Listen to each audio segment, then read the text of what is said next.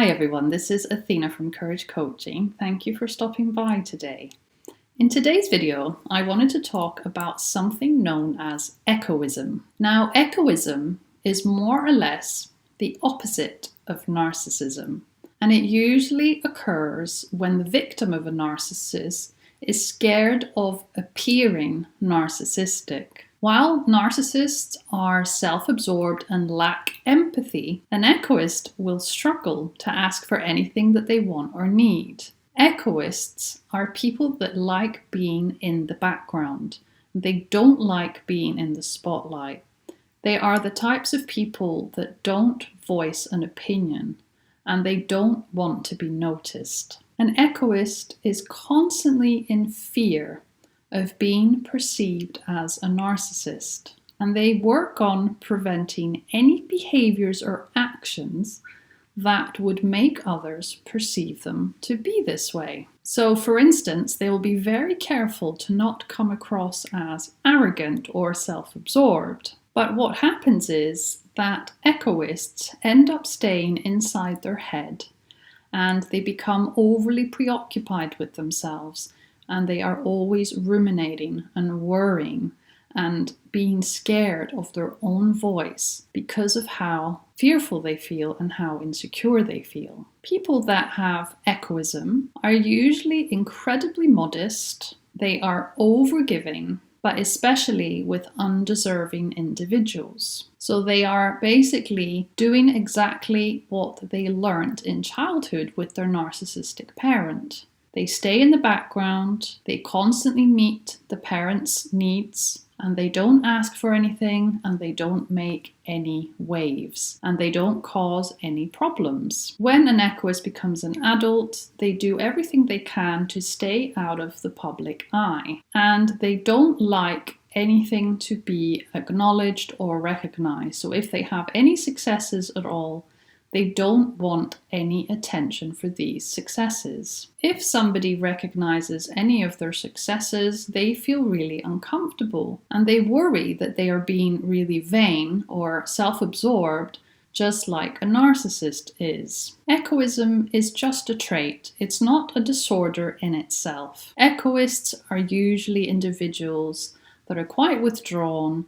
They are usually people pleasers, and it generally impacts this individual's relationships. Some of the main traits of somebody having echoism are the following: fear of praise or seeming narcissistic in any way, excessive focus on others, they neglect their own needs, they suppress any desires they have, they are always agreeable with others, even if they don't actually agree. They actively reject or avoid any attention whatsoever. They take on a lot of self-criticism and self-blame.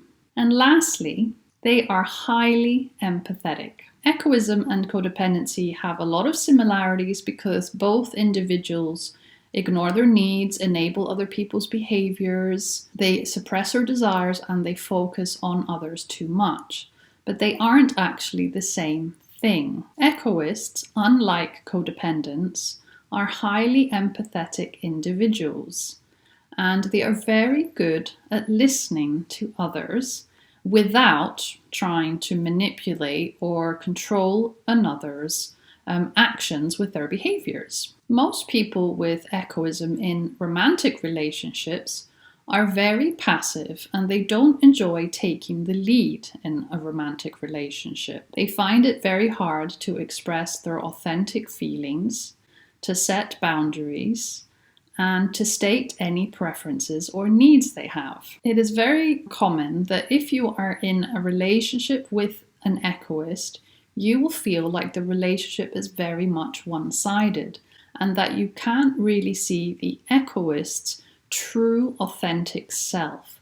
Because they hide so much of themselves, it's very hard to actually be intimate with them in a healthy way. Because echoists are so overgiving, this makes them very vulnerable to further abuse, especially with people that have narcissistic traits. What actually causes echoism? Well, it is a result of narcissistic abuse where the individual suffered a lot of rejection and the individual suffered a lot of criticism whenever they voiced a concern or a feeling or anything at all that bothered them. Echoism is essentially a traumatic reaction to having been terribly rejected by one's parent. An echoist learns in childhood that they must suppress their own needs and always put other people's needs first.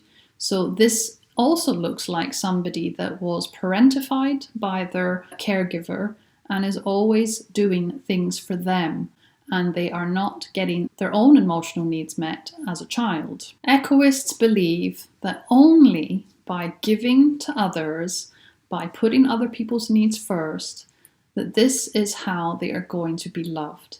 They only feel that they can be loved if they are giving and if they are always putting other people's emotions above their own. And of course, this isn't healthy because they need to learn that they deserve love and attention as well, that they can be themselves and that they don't need to censor themselves to be in a relationship.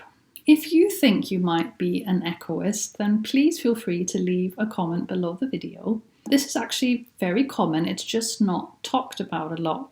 And if you have any questions at all, then please feel free to send me an email to courageisallyouneed@gmail.com. Thank you so much for listening and watching today, and I will see you very soon. Bye-bye.